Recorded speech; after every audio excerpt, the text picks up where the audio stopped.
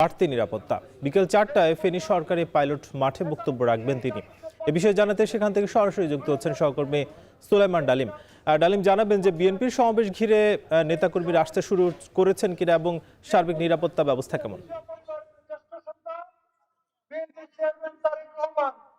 সাকিব, চট্টগ্রামের ফলো গ্রাউন্ডে তারেক রহমানের যে সমাবেশ ছিল নির্বাচনী, সেই সমাবেশটি ইতিমধ্যে শেষ হয়েছে।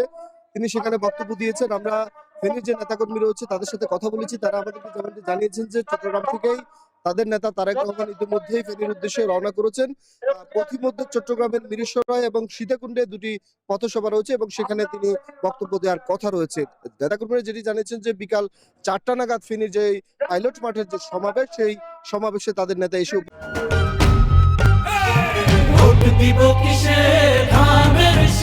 উপস্থিত হবেন এবং ফেনীবাসী এবং নোয়াখালী এবং লক্ষ্মীপুরবাসীর উদ্দেশ্যে বক্তব্য দিবেন। আমরা দেখেছি যে সকাল 10টা থেকেই কিন্তু এই যে পাইলট মাঠ রয়েছে সেখানে বিএনপির বিভিন্ন স্তরের নেতাকর্মী আসা শুরু করেছেন। যতই বেলা বাড়তে থাকে অর্থাৎ দুপুর যখন 1টা বাজে, 1টার পর থেকেই কিন্তু নেতাকর্মীদের যে সমাবেশ স্থলে আসা যে আনাগোনা সেটি কিন্তু বেড়েছে এবং সেটি ক্রমান্বয়ে বাড়ছে।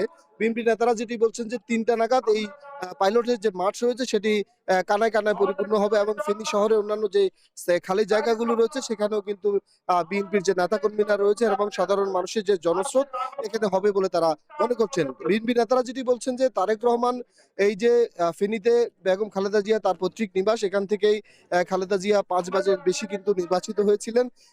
তারেক রহমানের নানার দেশ এই ফেনী, এই প্রায় 2 দশক পরে কিন্তু তিনি ফেনীতে আসছেন। তার এই আগমনকে, তার এই সমাবেশকে বিএনপির যারা নেতাকর্মী রয়েছেন তারা কিন্তু একটি নিছক সফর এবং সমাবেশ হিসেবে দেখছেন না। তারা মনে করছেন যে ফেনীর ইতিহাসের জন্য, ফেনীর রাজনৈতিক ইতিহাসের জন্য এবং ফেনীর উন্নয়ন এবং ডেভেলপমেন্টের জন্য এটি একটি বড় ভূমিকা এবং মাইল ফলক হিসেবে ভূমিকা রাখবে এবং রাজনৈতিক নেতাকর্মীদের মধ্যে যে উচ্ছ্বাস সেটি আরো বাড়বে বলে তারা মনে করছেন। তারা মনে করছেন যে ফেনীর যে 3টি আসন রয়েছে, ফেনী 1, ফেনী 2 এবং ফেনী 3, 3টি আসনেই তারা তারেক রহমানকে এবং বিএনপিকে বিপুল ভোটে নির্বাচিত করার জন্য তাদের প্রস্তুতি রয়েছে। এই সমাবেশে নোয়াখালী, লক্ষ্মীপুরের যারা বিএনপির নেতাকর্মীরা রয়েছেন তারাও অংশগ্রহণ করার কথা রয়েছে। এই ছিল ফেনীর পাইলট মাঠ থেকে আমাদের কাছে সর্বশেষ। ফেনীতে ঠিক কিছুক্ষণ পরে তারেক রহমান জনসভা